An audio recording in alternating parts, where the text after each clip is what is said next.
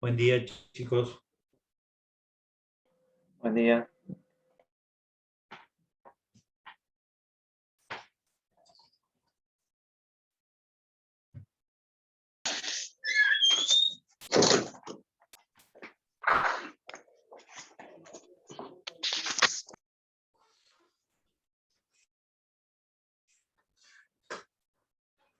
¿Cómo andan?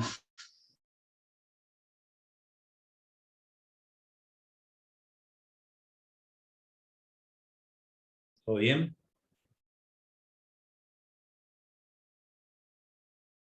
A ver las cámaras. ¿Se ven las caras o no? ¿Aparecen las caras? Lucía, Manuel, Camila, Renzo.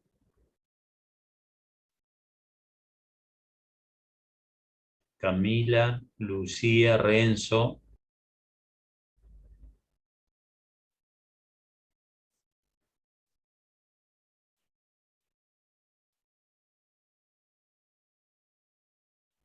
Bueno. ¿Cómo andan? Los que están. Ahí la veo, Lucía. Vamos a esperar un minuto, Renzo. ¿Cómo les va? ¿Con orden? Roselia Pacetti. A ver qué pusiste. Una foto. Y Matías faltan.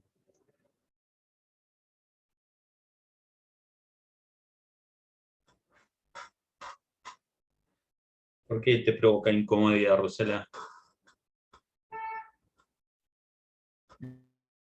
Bueno, no. Yo los quiero ver, ¿eh? El que no lo veo no está.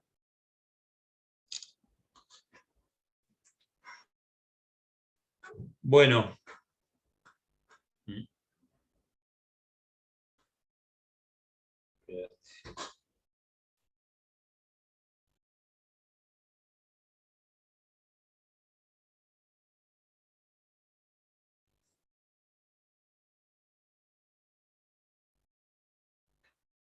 Vamos a esperar 2 minutos más. Bueno, ¿cómo les va? ¿Vieron algo de lo que les pedí, lo que les dije de la alocación de horas y de servicios? ¿Pudieron ver algo? Y ven en los micrófonos, ¿eh? Sí, yo sí. Sí, bien. Bien, ¿qué vieron? Vamos. Yo me fijé lo que había pedido usted de la determinación del precio Sí.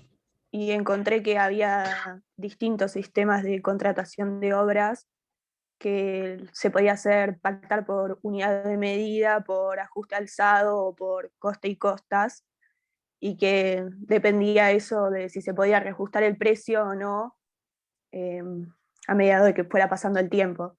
Poner el ajuste alzado, se pactaba el precio desde el principio del contrato y no se podía reajustar, era como que se renunciaba a ese derecho de reajustar el precio. Después en la unidad de medida se pactaba el precio por medida, por ejemplo, si yo te pido de realizar un camino, pacto por kilómetro un precio y depende de cuántos kilómetros me pidas, ya sabes cuánto va a salir. Y después estaba el de coste y costas, que, o sea, se pactaba un precio al principio del contrato dependiendo de cuánto salían los materiales y el salario, y después se le daba como el derecho al contratista de reajustar si se modificaban esos precios. Muy bien, muy bien. Les voy a explicar un poco por qué es uno de los, o sea, en lo que es en el contrato, o sea, ustedes vieron, o hablamos la clase pasada, que la alocación de obras y de servicios, ¿sí? Responden a una actividad, una determinada actividad. Y que el contrato hoy las regula, digamos así, inicialmente lo regula en los artículos, esperen que voy a buscarlo porque lo regula desde el artículo 1251 al 1279. Pero primero hace una introducción, si se quiere, o dicta normas de carácter general para ambos institutos, la alocación de hora y la alocación de servicio. Vimos también, si recuerdan, que una responde a una actividad que está, si se quiere, emparentada con la obligación de medios y otra con la de resultado. Pero uno de los puntos más importantes, y sobre todo en lo que hace en ambos, está el tema del principio de la onerosidad de este contrato, de esta actividad.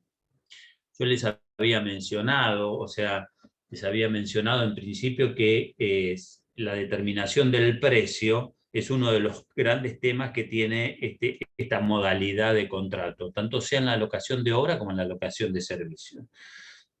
Ambas se presumen onerosas, ¿está? Es decir, el principio es que, o sea, todos los contratos hoy se presumen onerosos, salvo que que la naturaleza del contrato determine la gratuidad, obviamente.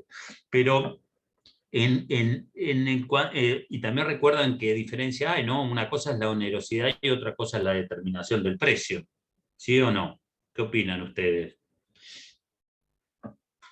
Por, les voy a decir por qué. Porque el contrato, cuando es oneroso, ¿a qué se refiere que el contrato es oneroso? Cuando vieron la clasificación de los contratos.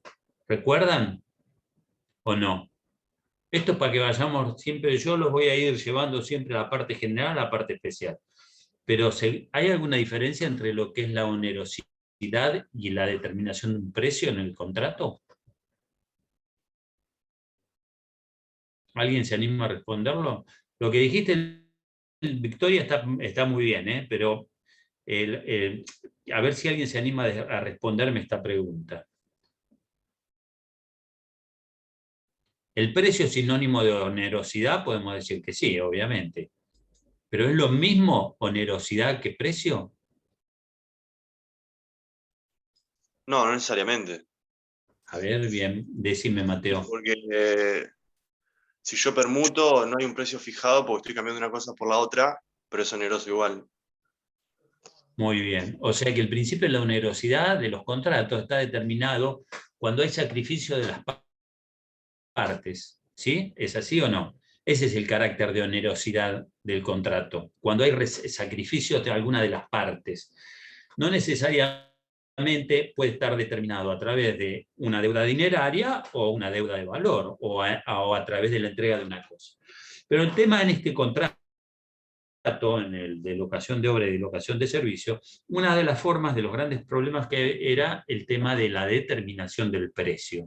O sea, cómo se cuantifica el contrato. ¿Está?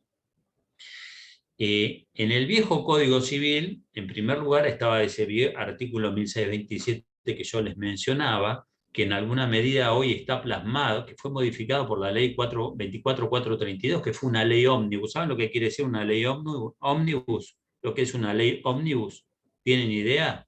Una ley ómnibus es aquella que contiene o que regula distintos institutos o contempla distintas situaciones.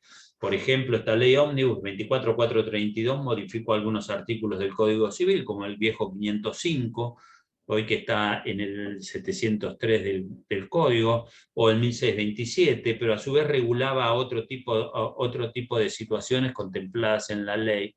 O sea, no era una ley específica como se puede referir, por ejemplo, una ley de contrato de trabajo, como la ley del consumidor, o la 27551, que modifica la ley de locaciones urbanas.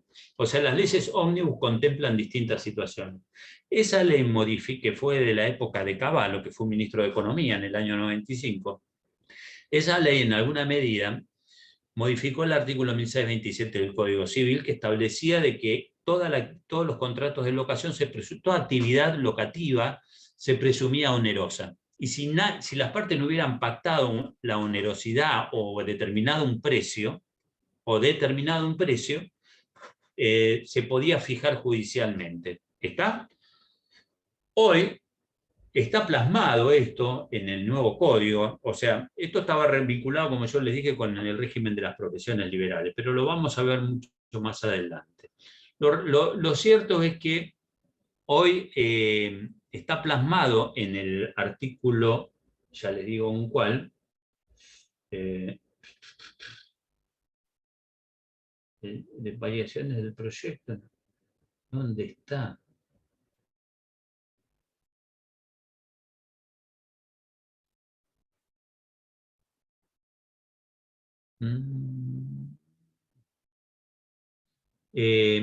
Está plasmado en el artículo 1000.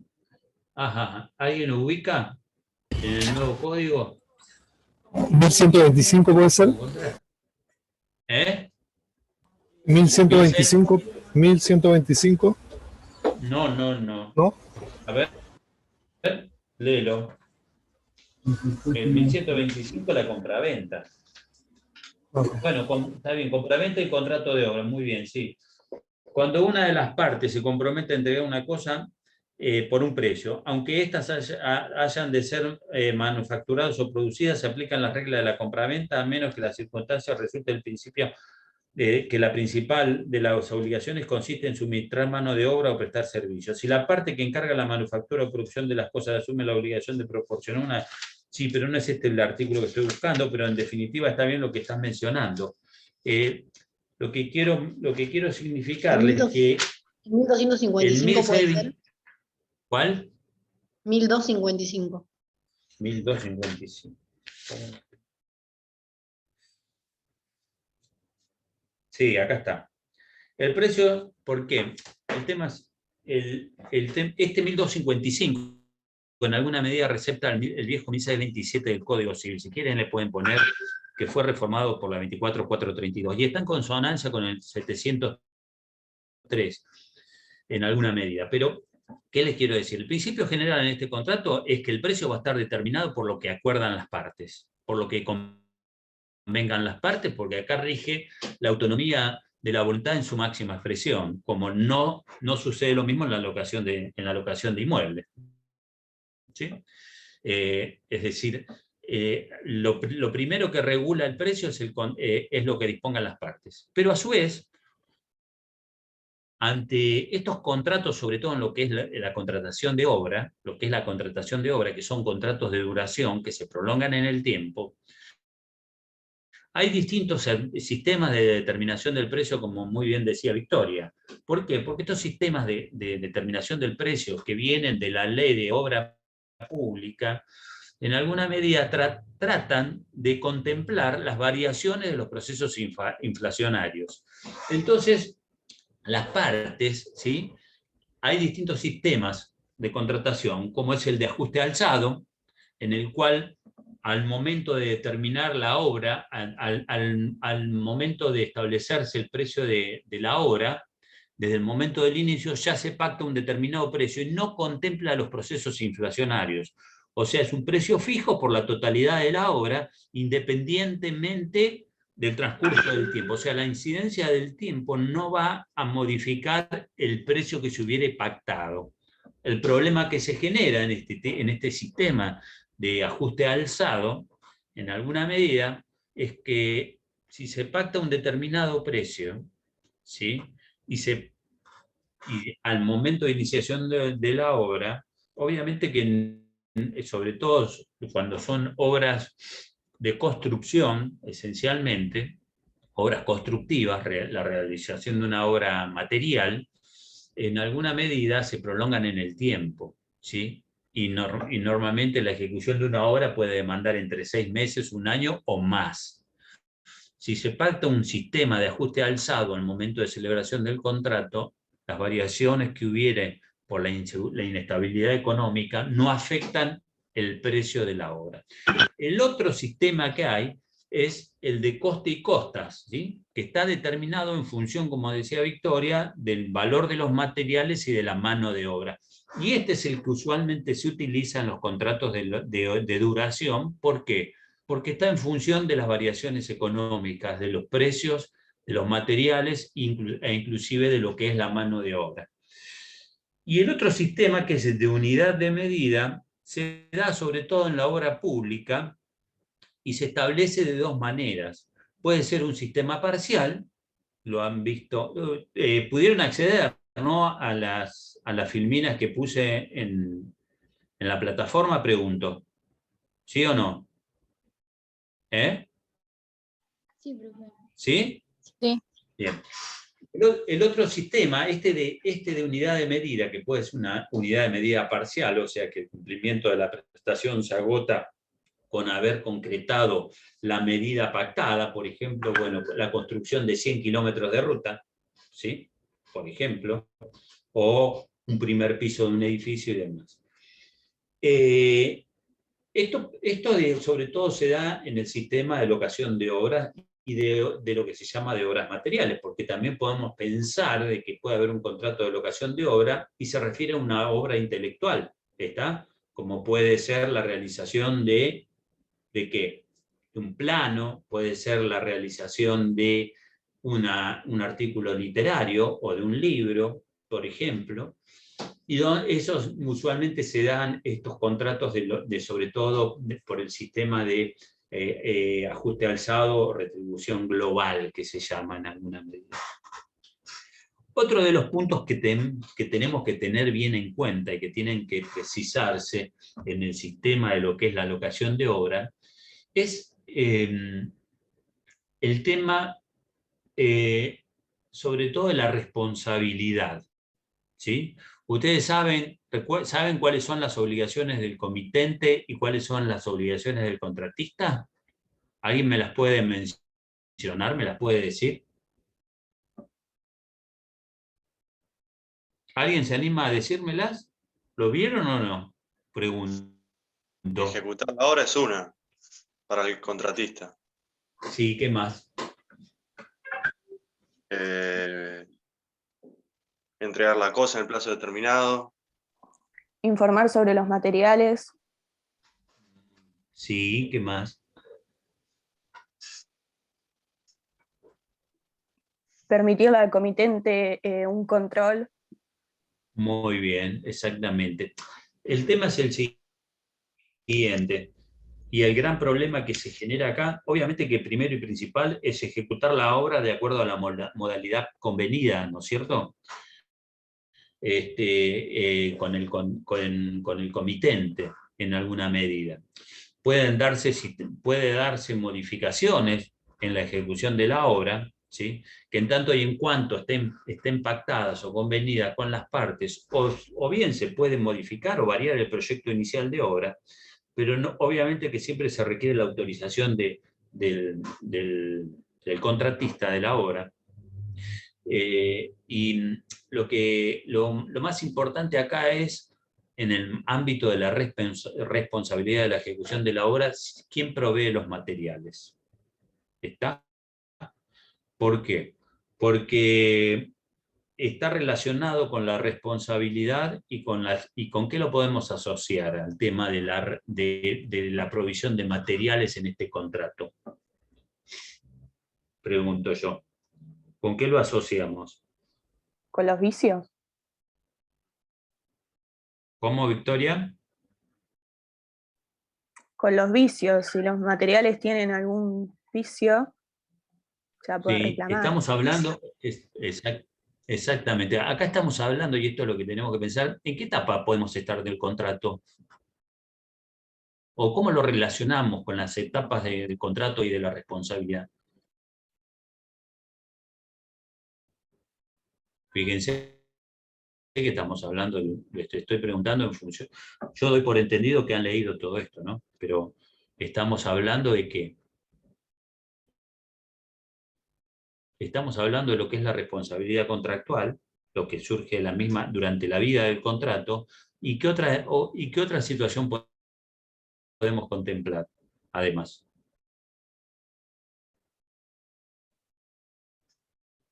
¿Cuál? ¿No piensan? ¿No se les ocurre? ¿Qué otra ¿Puede situación haber una responsabilidad post-contractual? ¿Puede ser?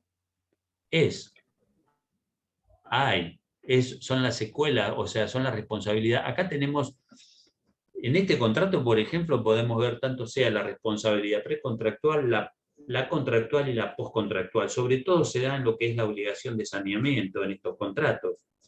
Es decir, por cuanto que la ejecución de una obra material, como puede ser la realización de un edificio, está sujeto primero a variaciones de la obra, a la modificación de la obra, para lo cual obviamente que cada modificación se tiene que pactar entre las partes. Hasta ahí vamos. Pero en la ejecución de la obra, que es una de las obligaciones principales que tiene el prestador o contratista de la obra, ¿sí? En cuanto al sistema de provisión de los materiales, difiere la responsabilidad si los materiales lo provee el comitente o los provee el contratista o prestador de la obra. Si los materiales lo provee el comitente, ¿sí? En alguna medida, ¿quién es responsable por la buena o mala calidad de los materiales? En principio es el comitente, ¿sí o no? Pero salvo que, ¿en qué medida puede llegar a ser responsable el prestador o contratista de la obra, ¿sí? Por la utilización de los materiales que le provee el comitente? ¿En qué medida podría llegar a ser? Porque en principio, si la obra produce ruina, sí. Si los materiales no son los adecuados, se considera que va a ser responsable el contratista porque es el experto. Exactamente. Ese es uno de los principios. Más allá de que los materiales hacen... En principio, si provee los materiales el comitente, él es responsable por la calidad de los materiales que se utilizan. ¿Está? Pero si el contratista de la obra, prestador del servicio, en alguna medida, no obstante los materiales que le provee son inadecuados, ¿sí? Y pueden provocar ruina, va a ser también responsable. Es más, si hubiere destrucción de la obra por caso fortuito o fuerza mayor durante la ejecución de la obra, en principio, ¿quién va a responder? En principio no hay responsabilidad del contratista o prestador, ¿sí? En tanto y en cuanto que, él, en alguna medida, no hubiere, en principio los exime de responsabilidad, ¿sí? Y tiene derecho a la retribución pactada o los gastos incurridos hasta el momento del acaecimiento del caso fortuito y fuerza mayor. Y tampoco no tiene derecho a reclamar ninguna utilidad que le hubiera podido dar el contrato. Las obligaciones del comitente están, los medios de extinción también, los sistemas de contratación también, no vamos a abordar mucho más, las variaciones del proyecto y las responsabilidades están contempladas en los artículos 1273 a 1275 del Código Civil, que es lo que estábamos mencionando, ¿no? Y acá hay un plazo de caducidad y un plazo de prescripción. Ustedes recuerdan que antes de la modificación del Código Civil y Comercial, había, en el ámbito de la responsabilidad, había dos tipos de responsabilidades. ¿Se acuerdan o no? Que hoy el Código viene a unificar. Te pregunto. Contractual y extracontractual. Muy bien. La responsabilidad contractual y extracontractual. Y había modificaciones, sobre todo en el ámbito que hoy subsiste, ¿no? La responsabilidad contractual y extracontractual. Pero una de las grandes diferencias que se superó en este doble sistema, o que se unificó, sobre todo era en materia de los plazos de prescripción. ¿Por qué? Porque en la responsabilidad extracontractual, el plazo de prescripción era de 2 años, y en la contractual era de 10 años. ¿Qué significaba esto? En la ejecución de una obra material, como puede ser la realización de un edificio, ¿sí? Prescribía la obligación del prestador o contratista a los 10 años de concretada la obra. Hoy el Código modificó ese plazo de prescripción y prescribe la responsabilidad del contratista, ¿cuándo? Si saben. ¿Saben lo que es la prescripción, no? ¿A los 3 puede ser? Sí, prescribe a los 3 años, pero ¿saben lo que es la prescripción? ¿Me puede dar alguien el concepto de prescripción?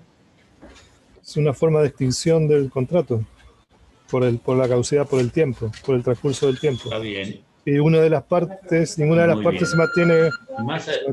mantiene activa en el reclamo del... Perfecto, pero si tenemos tenemos que dar, esperen que voy a apagar esto.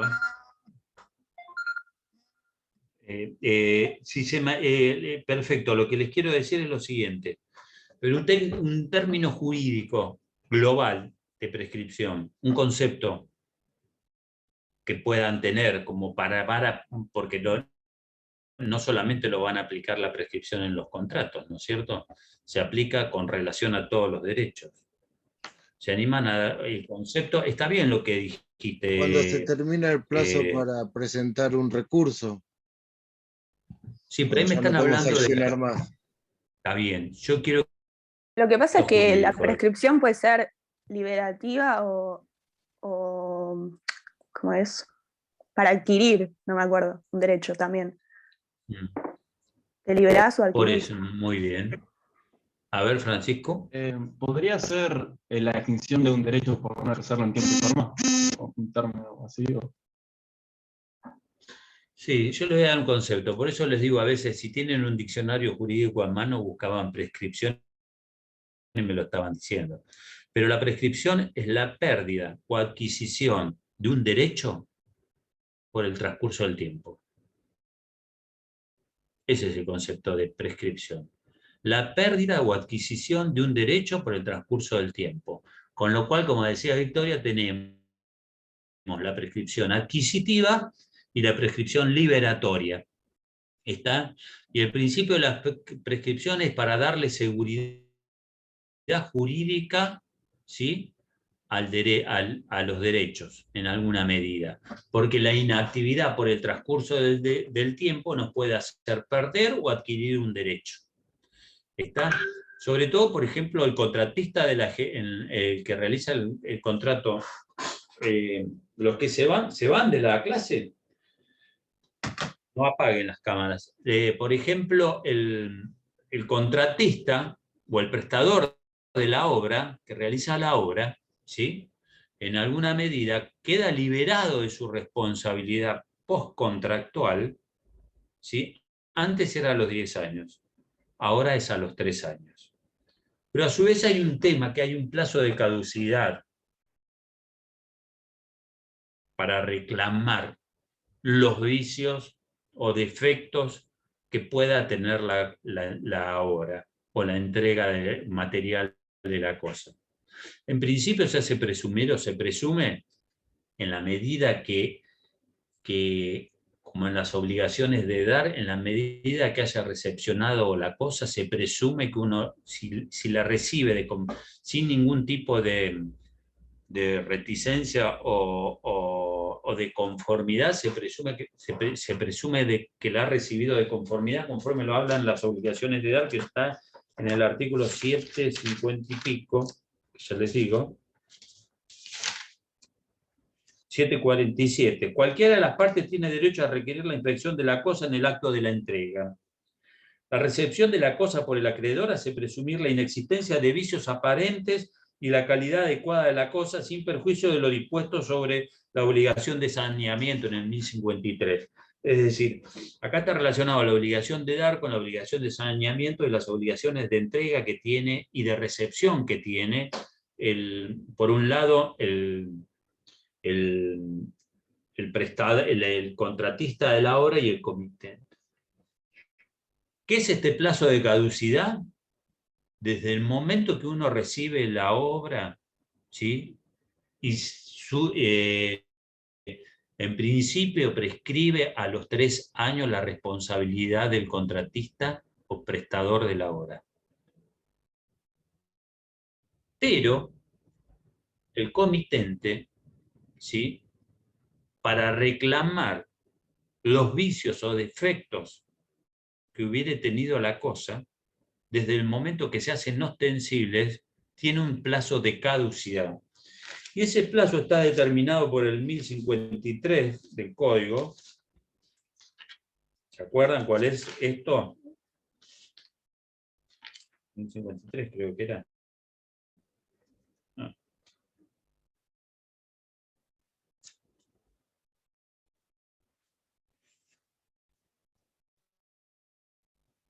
No, 1054. 1054 del Código Civil. Hay un plazo, O sea, que tiene un plan, dice así, miren. Ejercicio de las responsabilidades por defectos ocultos. El adquirente tiene la carga de denunciar expresamente la existencia del defecto oculto al garante dentro de los 60 días de haberse manifestado. Si el defecto se manifiesta gradualmente, el plazo se cuenta desde que el adquirente pudo advertirlo. El incumplimiento de esta carga extingue la responsabilidad por defectos ocultos, excepto que el enajenante haya conocido o debido conocer la existencia de estos defectos. Es decir, aquí en este caso, lo que tenemos entonces es un plazo de caducidad y un plazo de prescripción. La responsabilidad del contratista, del contratista o prestador de la obra cesa a los 3 años. Y a su vez la carga de denunciar los vicios o defectos ocultos que se hacen ostensibles a partir de qué momento es de los 60 días que se hubieran hecho manifiestos, se hubieran puesto de manifiesto.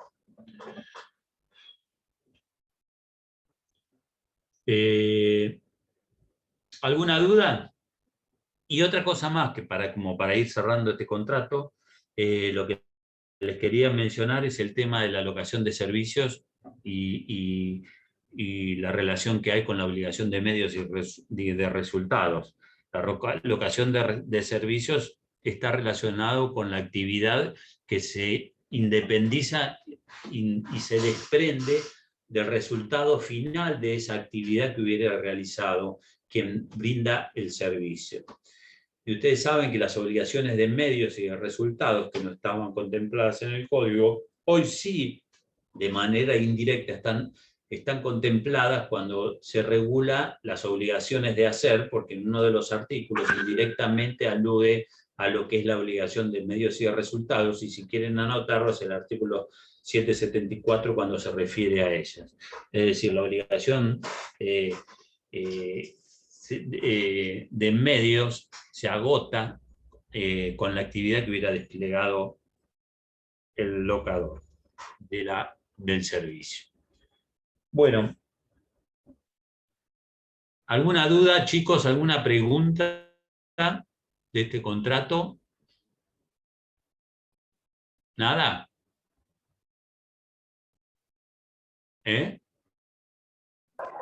Yo tengo una duda. Dale, me encanta, pregúntame. ¿Sí?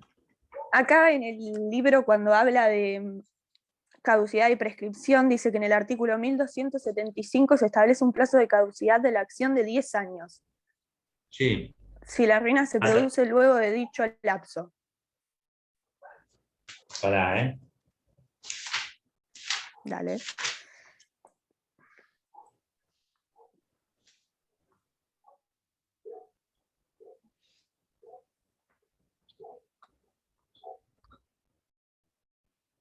Sí, sí. El daño puede producirse para obra o ruina o impropia para su destino. El constructor, una obra realizada en un inmueble destinado por su... Sí, en realidad es un plazo de caducidad. ¿Sí? Y aquí yo no comparto que diga caducidad, porque la caducidad es distinto a la prescripción. La prescripción, en alguna medida, lo que provoca es la pérdida o la adquisición de un derecho. La caducidad es que vos vas a tener, por ejemplo, vos vas a tener un determinado plazo donde en alguna medida vos no vas a poder ejercer ese derecho.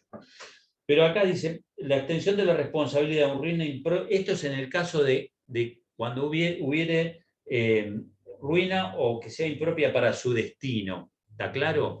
Pero la prescripción de la responsabilidad, cuando se hubiera entregado la cosa, en principio de 3 años. Pero vamos a leer el artículo.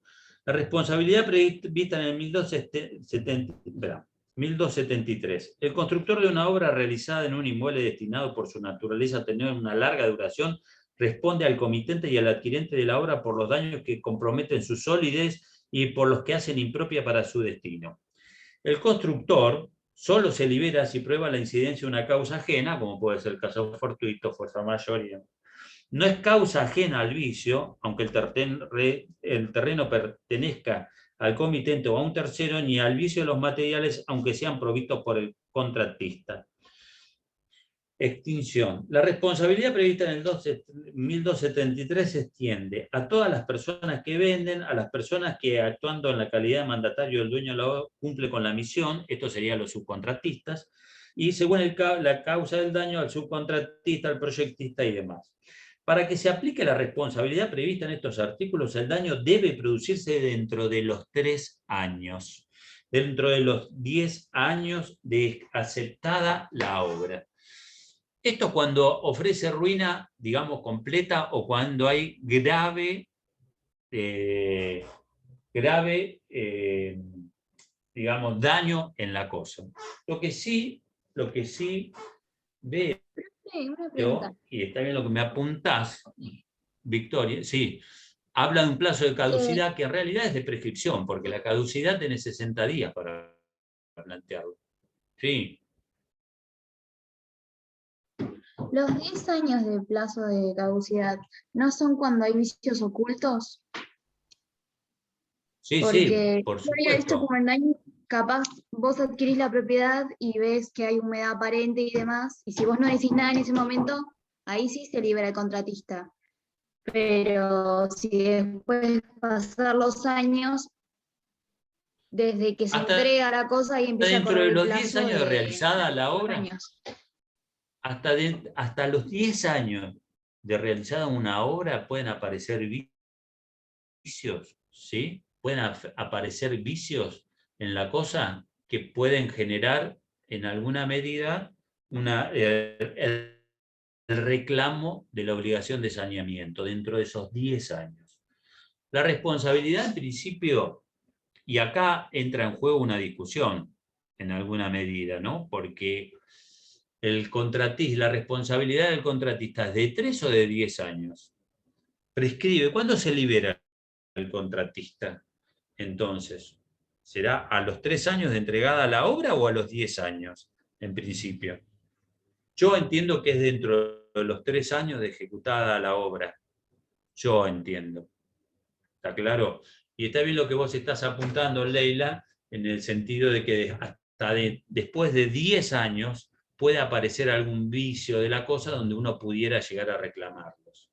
Pero es un tema bastante, habría que leerlo bien y estudiarlo bien o ver la jurisprudencia que hay en este sentido, porque esto era algo que modificaba en los viejos artículos 1643 y 45 del Código Civil anterior.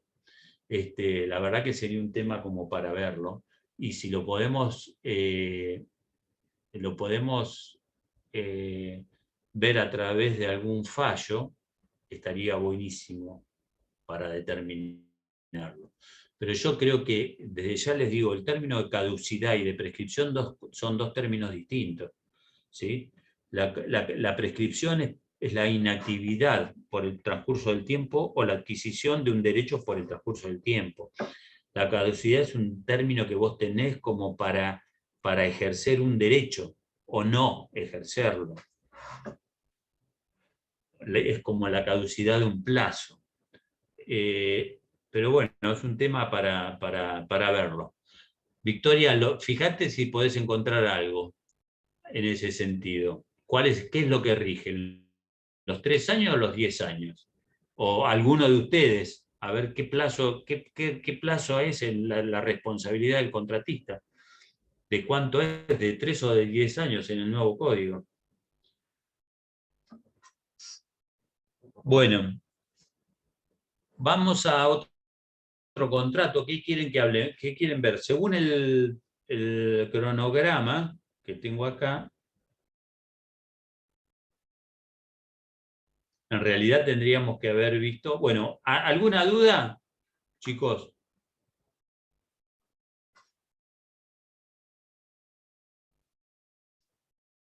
¿Pregunta? Nada. Bueno, ¿qué quieren que veamos? ¿Mandato o vamos a ver o mutuo? El contrato de mutuo de mandato. A ver, yo quiero ver el cronograma. En principio estaba acá lo que era el contrato de mutuo hoy. ¿Sí? Creo. ¿O no? Esperen, Sí, hoy era mutuo. Hoy era mutuo, ¿no? A ver. Veamos mandato, que es más divertido. ¿Eh? Bueno, pero el contrato de mutuo, vamos a brevemente lo que les quiero decir. El contrato de mutuo es un contrato que ya hemos visto o ya han visto cuando hemos estudiado obligaciones. ¿Sí o no? ¿Se acuerdan con qué lo asocian el contrato de mutuo?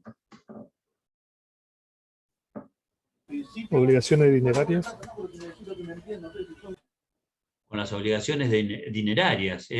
Cuando alguien entrega la propiedad de una cosa, ¿sí?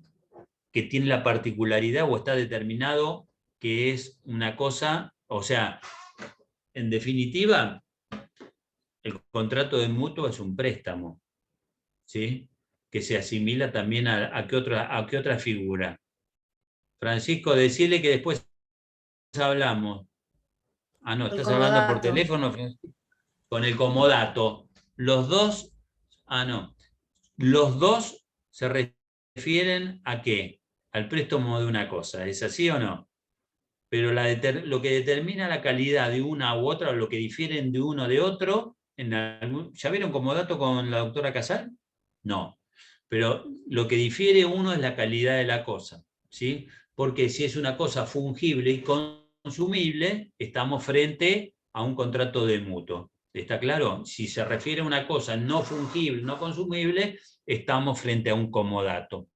Estos contratos en el viejo régimen del Código Civil y del Código Civil eran contratos que se los calificaba como reales. ¿Saben lo que es un contrato real?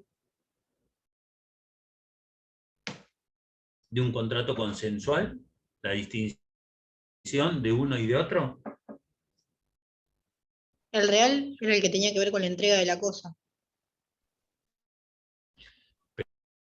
Pero ponerle la compraventa y una entrega de una cosa, ¿no? En la compraventa. ¿O no? Se entrega una... ¿Eh? Perdón, mi hijo. No, está bien, Sergio, no, está bien. Consensual es que es por voluntad de las partes. Según nos dijeron, consensual y real es una clasificación que ya no se utiliza, ahora son todos consensuales. Está bien, perfecto. Y No El crean todo lo contrato que real les es el que se explico tampoco, perfecciona con la entrega de la cosa. Muy bien, exactamente. No crea, Sergio, todo lo que Ese era el decimos verbo que porque me nos podemos faltaba, equivocar. perfecciona. Pero los contratos reales eran aquellos contratos que se perfeccionaban con la entrega de la cosa, o sea que nacen a la vía de derecho y producen efectos jurídicos a partir del momento que se hubiere entregado materialmente la cosa convenida. Por ejemplo, el comodato. No existía lo que era la promesa de comodato o la promesa de mutuo en alguna medida. Es decir, si yo decía, bueno, determinaba que a partir del 15 de junio te iba a entregar una determinada suma de dinero, ¿sí? Ese contrato producía efectos jurídicos a partir del momento que yo te entregaba el dinero, no antes. Los contratos consensuales se perfeccionan por el mero consentimiento de las partes. Es decir, si yo hoy te digo, te voy a entregar el 15 de junio una determinada suma de dinero, si el contrato es consensual, genera obligaciones a partir del momento que oferente y aceptante concluyen su consentimiento o llegan al consentimiento más allá de que se cumplan un plazo posterior. Hoy todos los contratos son consensuales. No hay más contratos reales. Es decir, como en el caso del depósito, como en el caso del comodato o como en el caso del mutuo. Tanto comodato como mutuo, entonces hoy por hoy son consensuales, y lo define el artículo 1525, dice que hay contrato de mutuo cuando el mutuante se compromete a entregar al mutuario en propiedad una determinada cantidad de cosas fungibles y este se obliga a devolver igual cantidad de cosas de la misma especie y calidad. De aquí si ven el artículo en alguna medida, desde el mismo momento que las partes llegan al consentimiento, quedan obligados por el contrato. Una a entregarle la propiedad de la cosa y la otra a devolverla, pero no la misma e idéntica cosa. Y brevemente, lo estoy haciendo una reseña muy sucinta del contrato, pero brevemente, en este contrato de mutuo, ¿sí?, se transfiere la propiedad de la cosa. En el comodato se confiere el uso y goce de una cosa. Y hay una diferencia sustancial en uno y otro contrato, porque si uno se transfiere la propiedad de una cosa, ustedes saben, recuerdan la distinción entre cosas fungibles y consumibles, ¿no? ¿Sí o no? O no fungibles y no consumibles, ¿sí o no? Son aquellas que se agotan con el uso, en el primer uso, ¿sí o no? No, esas no son las O las que consumibles. o las que se pueden sustituir unas por otras, ¿sí o no? ¿Sí? Eso es fungible o no fungible y consumible o no consumible. ¿Está claro? Está bien lo que me decís, Yamila. Unas son consumibles y las otras son fungibles. Las fungibles que se sustituyen unas por otras. Las consumibles son las que se agotan con el primer uso. El dinero, ¿sí?, el dinero, en alguna medida, es fungible, ¿sí o no? Y consumible, ¿sí o no? Es decir, se puede sustituir uno por otro. Uno queda obligado a entregar la misma cantidad de dinero que recibió, pero salvo que se hubiera individualizado la cosa que se hubiera entregado, en cuyo caso no es un contrato de mutuo, no es consumible. Pero lo importante que cuando la cosa es fungible, es consumible y fungible, se transfiere siempre la propiedad de ella. ¿Y esta qué importancia tiene? ¿Qué trascendencia tiene? Que como las cosas, ¿sí?, perecen para su dueño, ¿sí?, en caso de pérdida, deterioro o destrucción de la cosa que se hubiere entregado el mutuante al mutuario, ¿sí?, en alguna medida no produce ninguna consecuencia, ningún tipo de responsabilidad, porque el mutuario siempre va a estar obligado a entregar la misma cantidad o calidad de las cosas que hubiera recibido. Ahora te llamo, Daniel, estoy en clase. Esta es una de las particularidades esencialmente que difiere uno de otro. Lo que tenemos en el contrato de mutuo, ¿sí?, tenemos el tema de los intereses, que está asociado a la obligación dineraria. ¿Hay otro tipo de mutuo que no sea dinerario, que no se consista en una suma de dinero? ¿Puede haber otro tipo de contrato sobre la cosa que sea fungible o consumible? Y no necesariamente sea dinero, pregunto yo. ¿Se les ocurre? Cualquier otro material permutable que se pueda definir. No sé, una cantidad de granos, Muy bien. cantidad de vacas, cualquier Sí. cosa. Pero más que permutable, no. Sí, perfecto, Sergio. Permutable no, porque permuta es cuando hay la transferencia de la propiedad de una cosa por otra. En realidad, cuando cualquier cosa fungible o consumible, puede ser grano, puede ser que se entreguen una determinada cantidad de vacas que no estén individualizadas en alguna medida y que se sustituyan unas por otras, por ejemplo, ¿sí?, se puede determinar eso. Pero en definitiva, no necesariamente siempre el contrato de mutuo recae sobre el dinero. Lo que sí tiene efectos jurídicos y mucha trascendencia cuando lo que se entrega es una suma de dinero. ¿Está? ¿Por qué? Porque en alguna medida el dinero, la obligación dineraria, ¿qué es lo que produce? ¿Produce frutos o no? ¿Qué opinan?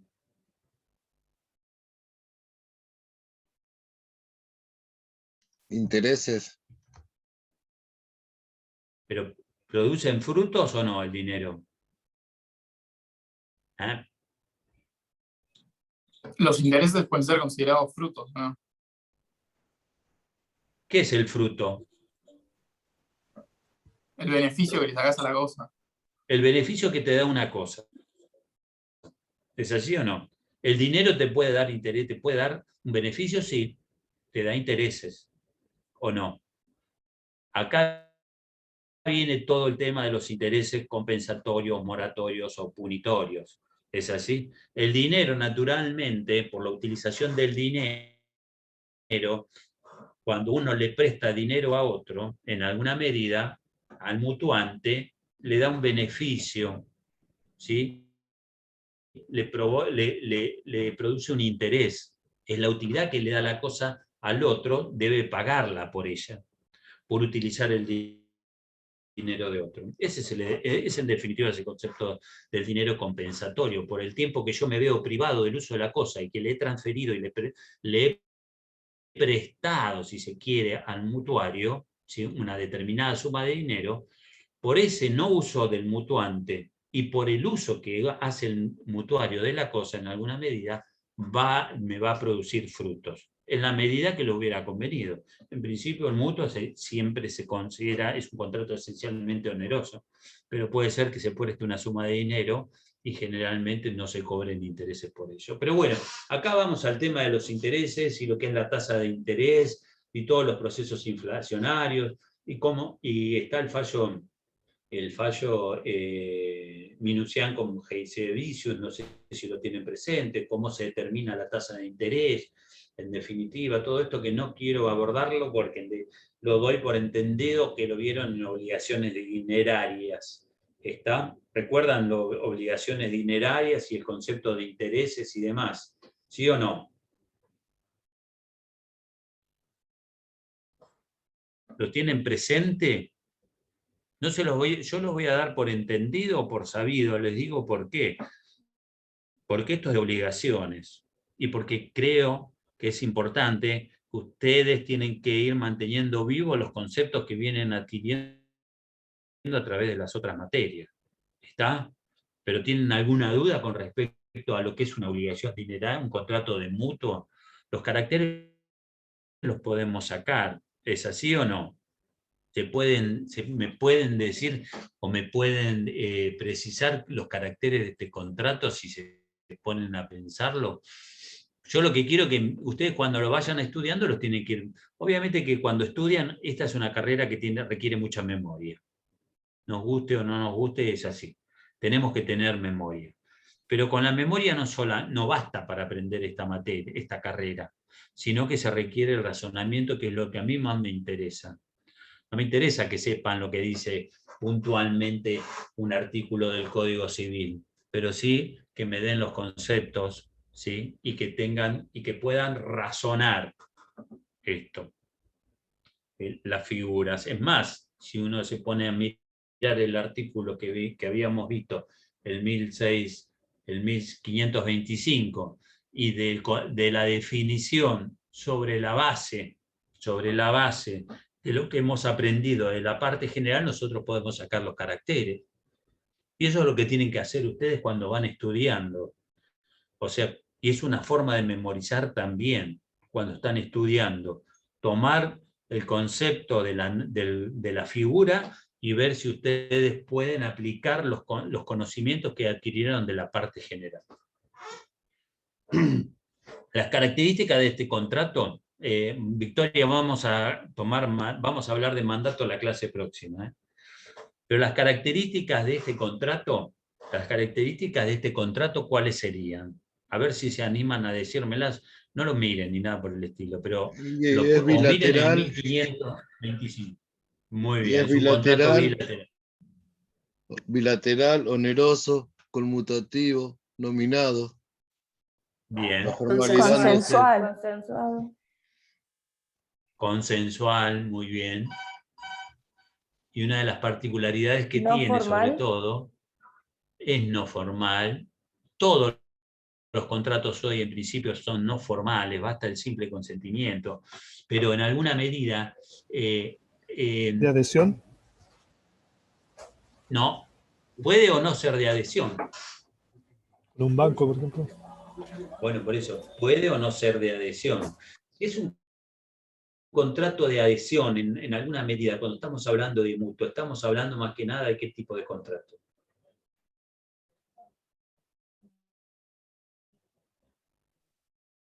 Pregunto yo. Paritario. Conmutativo. No, si estamos hablando de adhesión, estamos generalmente hablando y relacionado a un banco. Hoy están los contratos bancarios, ¿no? Pero ¿en el ámbito de qué derecho estamos generando? El consumo. Estamos en el ámbito del derecho del consumidor. Sí. Pero este contrato de mutuo no necesariamente es de adhesión, Javier. Puede serlo o no. ¿Es así? ¿Por qué puede serlo o no?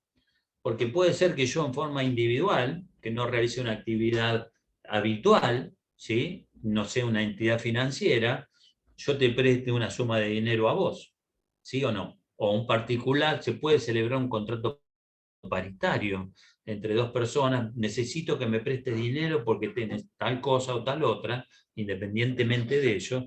Entonces, en definitiva, el contrato en principio no necesariamente es de adhesión. ¿Está claro? Puede o no serlo.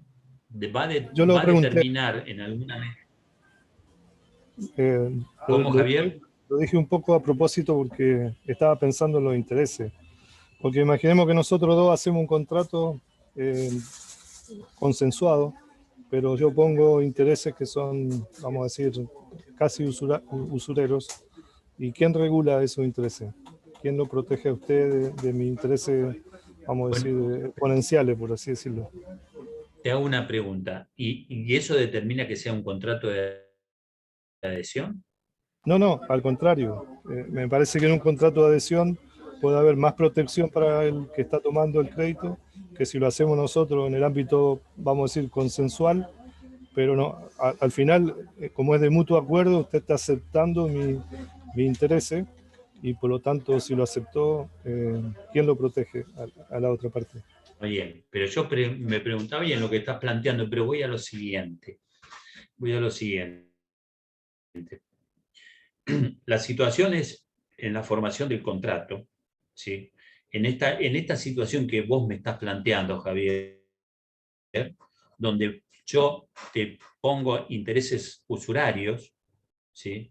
Aprovechándome de tu estado de necesidad, por obtener los recursos del dinero, para lo que sea, en alguna medida, ¿sí? Pero acá estamos frente a un contrato de lo que se llama paritario, porque estamos en el marco de una negociación mutua y no hay cláusulas predispuestas, o sea, la configuración del contenido del contrato no está predispuesto. Vos podés aceptar libremente los intereses, está la autonomía de la voluntad, etc. Pero en materia de intereses, aquí es donde interviene en alguna medida la moral, el orden público, las buenas costumbres, y lo que es el concepto del abuso del derecho. O sea, cuando uno se aprovecha en alguna medida de la necesidad de otro, ¿sí? ¿Qué hay? ¿Qué es lo que habría? ¿Hay un vicio? ¿Se acuerdan que vimos vicios de la voluntad y vicios del contrato? De lesión. ¿Qué se aplica? ¿Qué es lo que se aplicaría en este caso? Hay una lesión. ¿No sería una lesión? La teoría de la lesión.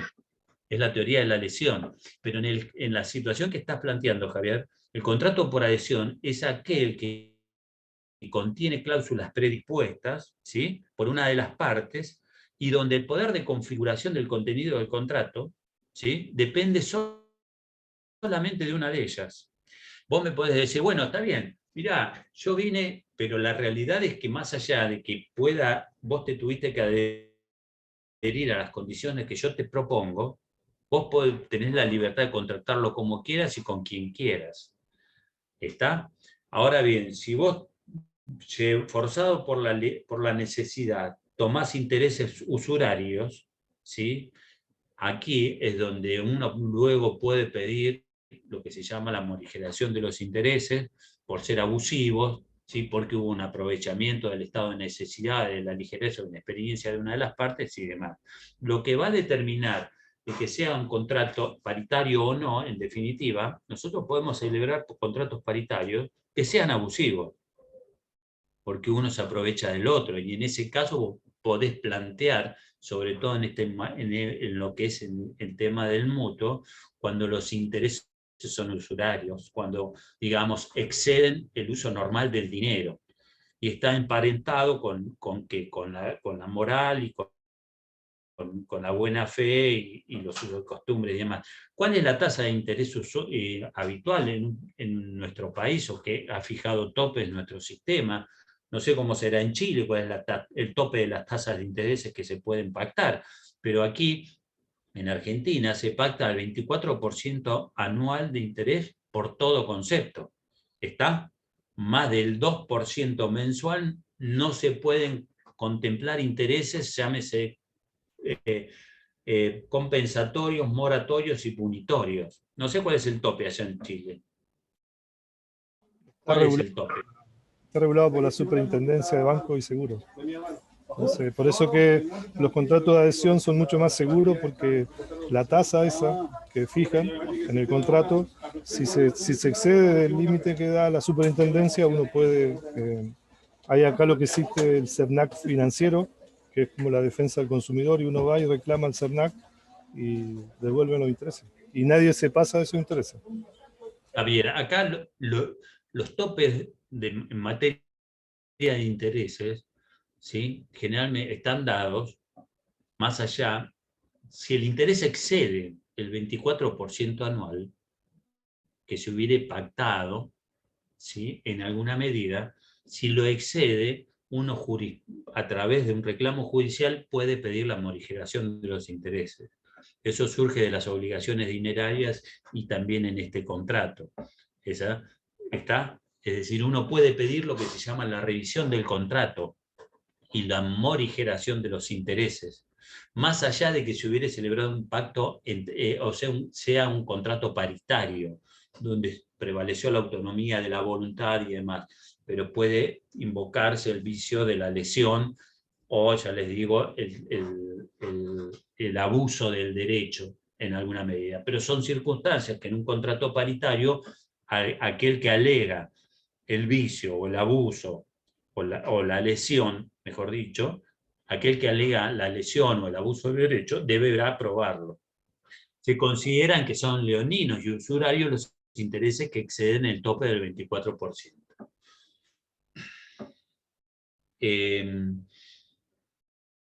¿Qué más? ¿Algo en particular quieren que... ¿Alguna duda en materia de intereses, en materia de...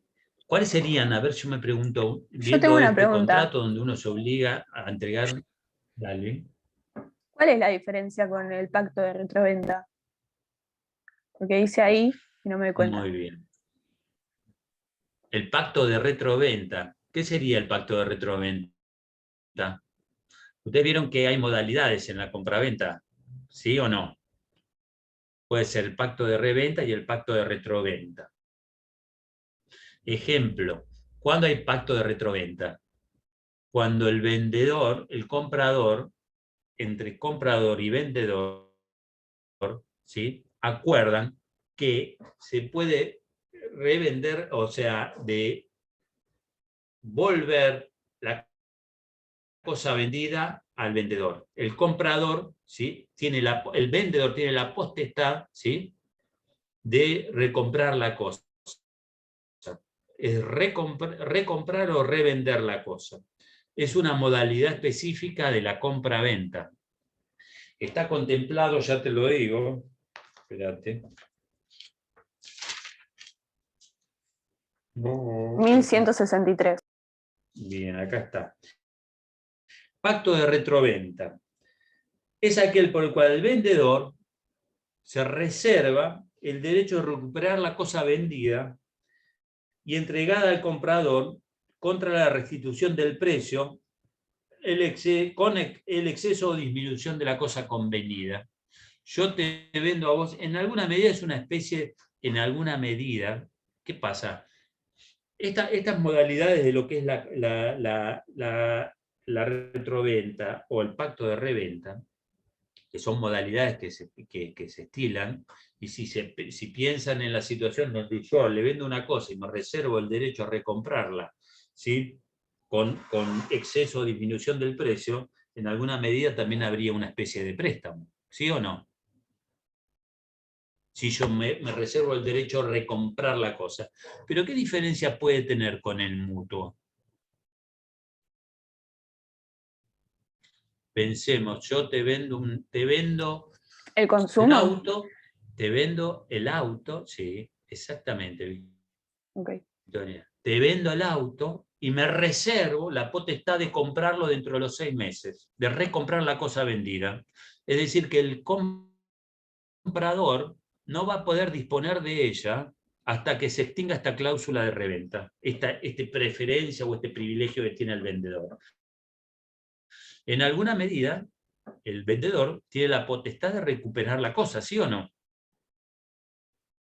Pero ¿qué es lo que va a determinar de que estemos en una reventa o en un contrato de mutuo?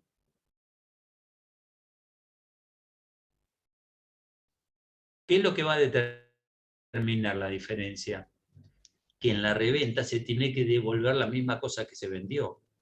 En el contrato de mutuo, una de las características que tiene este contrato, y que podemos incluirlo dentro de los caracteres, es que en este contrato se transfiere la propiedad de la cosa. Y no se tiene que restituir la misma idéntica cosa. En la retroventa o en la reventa, en alguna medida, la cosa es siempre la misma. ¿Está? Después ustedes habrán visto el pacto de preferencia también en la compraventa, que es lo que se llama el derecho de tanteo, que es la potestad que tiene el vendedor, ¿sí? Que en caso de que el comprador quisiera vender la cosa, ¿sí? Se reserva la potestad de recomprarla, que no es lo mismo que la retroventa. ¿Está? ¿Sería un ejemplo las casas de empeño? Muy bien, exactamente, buenísimo el ejemplo. Una casa de empeño. Bueno, esas había muchas en la época que estaba el casino. Va, que está todavía el casino, pero antes enfrente al casino estaba lleno de casas de empeño, que son casas de reventa también.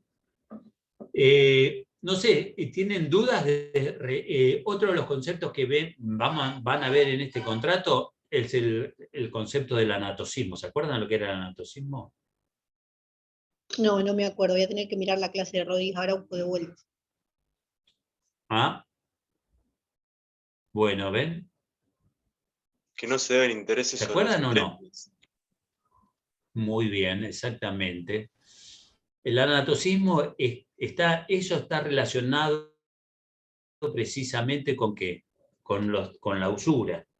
Es decir, el anatocismo es la capitalización de los intereses que se hubieran devengado sobre el dinero. Es decir, frente a la entrega de una suma de dinero que va devengando intereses, si se incluyen al capital, ¿está claro? Se están incorporando los intereses devengados al capital y luego se aplican nuevos intereses sobre el capital que se aumentó a consecuencia de los intereses devengados. Es el interés compuesto. Es el interés compuesto. Es el interés compuesto, exactamente. Es decir, y el anatocismo no es que no está prohibido. Ojo, el anatocismo no está prohibido. ¿Se puede pactar intercapitalización de intereses o no? Pregunto yo. ¿Qué opinan?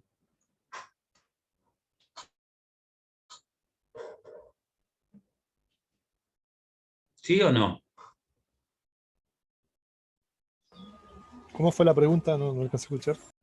¿Se puede pactar la capitalización de intereses? ¿Se puede pactar el anatocismo? Sí, en el 770 da 4 incisos. Muy bien, exactamente. Se puede pactar, pero ¿cuál es el mecanismo? En primer lugar, vamos a ir al artículo mejor.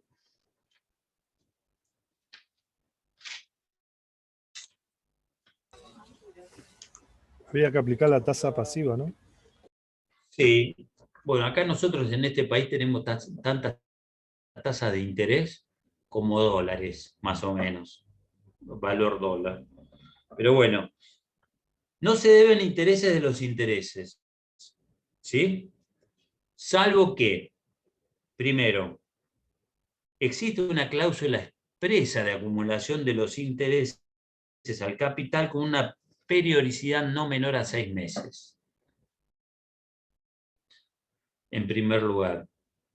Otra de las circunstancias, la obligación se demande judicialmente. En este caso, la acumulación opera desde la fecha de la notificación de la demanda. ¿Se entiende o no? A partir del momento que yo reclamo una deuda dineraria con los intereses devengados, al momento de interposición de la demanda, o sea, me debe el capital de 10.000 pesos y tiene un atraso de intereses de 5 meses que se hubieran devengado, ¿sí? Yo reclamo el capital más los intereses y al momento de interposición de la demanda, la deuda de capital e intereses representa la suma de 2,16 pesos, ¿está? A partir de ese momento, ahí se capitalizaron los intereses y yo tengo derecho puedo reclamar, ¿por qué? Porque es el total de la deuda que impaga. ¿Se entiende la situación esta? ¿Por qué? Porque hay otra forma también de capitalización de los intereses cuando hay una condena líquida a pagar una suma de capital e intereses y se hubiera de generar un incumplimiento. La obligación se liquide judicialmente.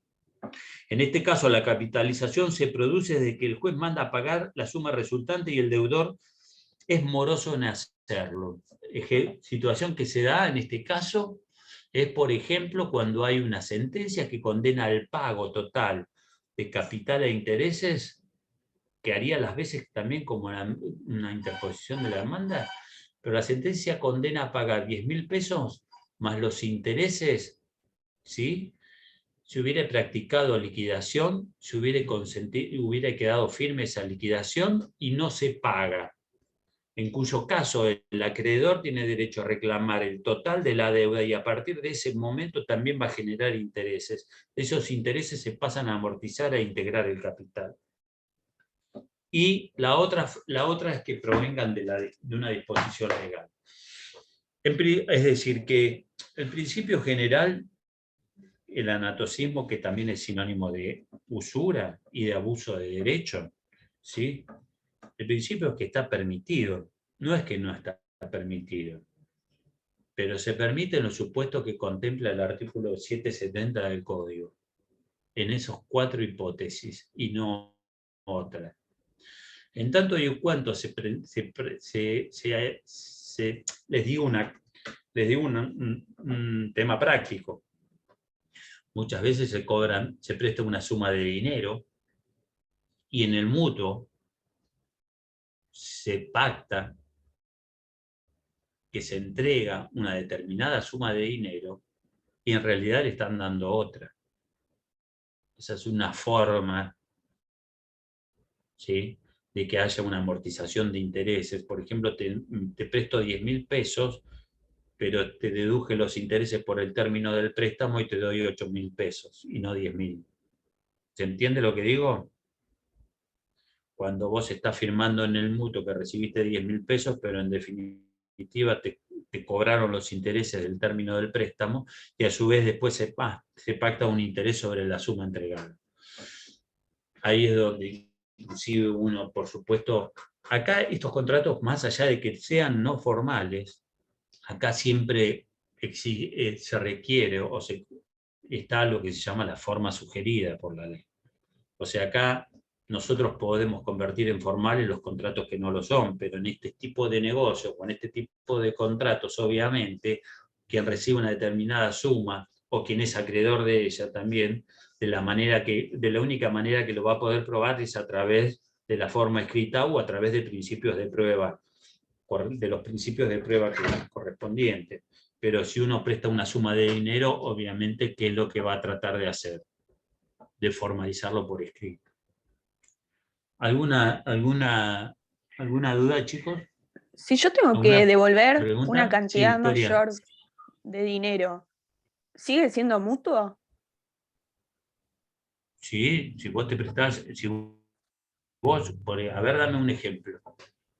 No sé, vos me prestás cierta cantidad y yo después te tengo que devolver más. Yo Eso te no. presto. El tema es el siguiente. Hay un Sí. préstamo o sea, depende cómo lo instrumentes. Si vos, por ejemplo, yo te digo que te presto 10.000 pesos, pero te entrego 8, ¿sí? Que es lo que muchas veces se hace cuando hay un negocio especulativo, o aquel que tiene presta dinero, que toma y presta dinero, muchas veces van a ver que se pueden encontrar frente a una situación de que formalmente dice que recibí 10.000 pesos, te lo hace un banco. Te lo hace un banco cuando te devenga los costos del otorgamiento del crédito. O vos vas a pedir un crédito a una determinada, muchas veces, institución y te cobran y te entregan una suma determinada de dinero. O sea, vos decís, firmás por 10.000 pesos y te entregaron 8.000 o 9.000 pesos. Pero vos cuando vas a tomar el préstamo, seguramente por obtener el préstamo y el dinero, vos firmás por los 10.000 pesos. Igual va a seguir siendo un mutuo, porque lo que va a determinar la naturaleza del contrato, ¿qué es lo que va a hacer la cosa? Lo que te vienen entregado. Si es dinero, es una obligación dineraria, es una suma de dinero. Por eso siempre se habla de que en los contratos hay que hablar claro, pero ya lo van a ver, en la medida que uno, digamos, depende de cómo se instrumente el negocio. Este es un tema ya más, digamos, de práctica, pero puede ocurrir que te entregue una suma X y vos te estés firmando por otra suma de dinero, y que vas a deber intereses sobre lo que formalmente figura en el contrato y no lo que efectivamente te hubieran entregado. Bueno, el miércoles Profe, yo tengo otra duda vamos respecto a a ver los, mandato. Dale. a los caracteres del contrato. Estaba pensando cuando estaban diciendo los caracteres si era de tracto sucesivo, y la verdad que no tengo bien claro el término de tracto sucesivo. Había entendido en su momento que Puede era ser. como que ratificabas la propiedad cada vez que, como en el de locación, que decíamos que era de tracto sucesivo, que era como ratificar la concesión de la propiedad cada vez que se hacía el pago, que era en los contratos de duración, dice. El de tracto sucesivo, ¿qué es? ¿Qué será? Que se va cumpliendo con el transcurso del tiempo, ¿sí? ¿O no? Que hay un determinado, y que el vínculo contractual genera obligaciones en el tiempo, sucesivamente. Así como el locatario tiene la obligación de pagar alquileres todos los meses, ¿sí o no? Ahí hay es de tracto de sucesivo, en alguna medida. En el mutuo también, yo te puedo prestar 10.000 pesos y me lo vas a entregar en el término de, durante el año que te presto el dinero, vos me lo tenés que restituir dentro de un año, pero durante esos 12 meses me vas a pagar un interés periódico, mensual, por el tiempo que yo no estoy usando el dinero que te presté. Entonces se ¿Entiende? podría considerar el de mutuo de tracto sucesivo. Perfecto. Sí. Sí.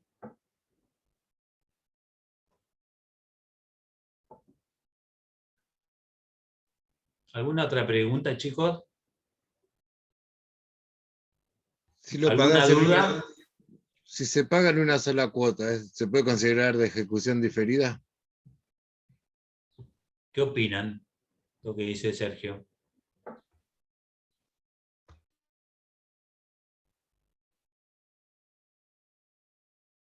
Para mí es de ejecución inmediata, en ese caso.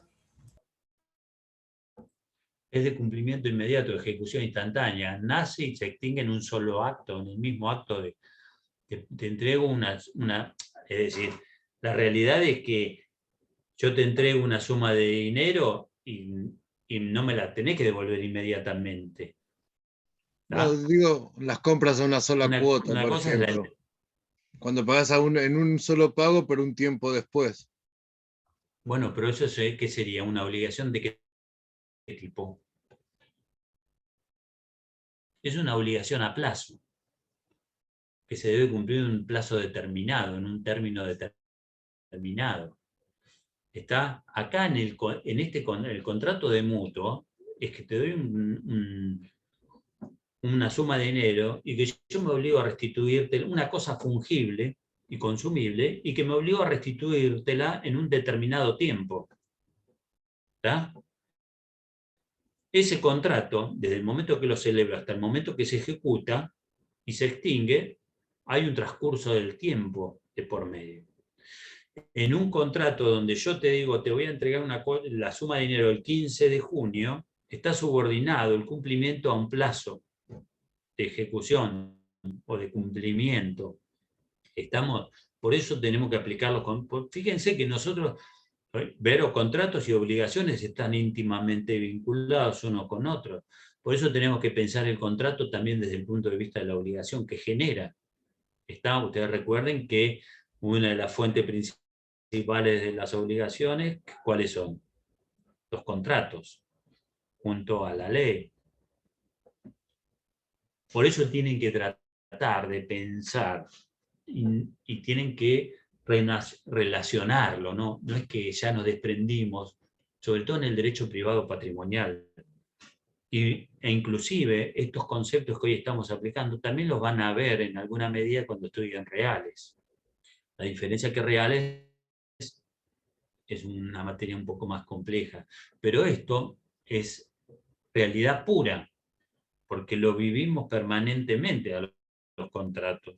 Ustedes van a pensar en un contrato de MUD, puede haber un contrato de préstamo, sí, me han prestado, qué sé yo, infinidad, tienen que realizar, asociarlo con lo cotidiano y tratar de aprender la dinámica del contrato, porque eso les va a ayudar a poder entenderlo y poder conceptualizarlo, que es lo más importante. A eso le tienen que sumar el concepto jurídico, el vocabulario jurídico que le va a dar, por ejemplo, hay conceptos que son básicos y que lo van a ver durante toda la carrera. Les digo siempre lo mismo, discúlpenme, pero en eso hago muchísimo hincapié porque yo quiero que razonen el derecho.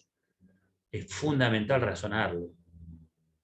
Porque después la norma la tenemos acá. Está en la ley. Y eso es bueno como metodología, agarrar, ver mutuo, bueno, qué es el mutuo, y lo van estudiando y piénsenlo. A ver si puedo sacar los caracteres, que de acá, pim, pum, y después ves cuáles son los caracteres, y lo pensás, al derecho hay que pensarlo. Como siempre les digo, bueno, no los agobio más. Los dejo pensando para el mandato. Desde ya les confiero en este momento un mandato para que el día miércoles, ¿sí?, cumplan con el encargo que les voy a dar. ¿Cuál es el encargo? Que estudien el contrato de mandato y que lo dialoguemos. ¿Sí o no? ¿Todos dicen que sí?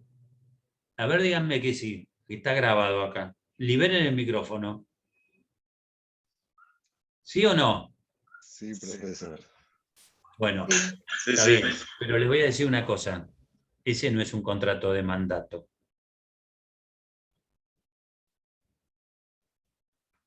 ¿Por qué? Me lo van a decir ustedes el miércoles. ¿Está claro? Les di el encargo de que estudien el contrato. ¿Sí o no? ¿Es un contrato de mandato o no?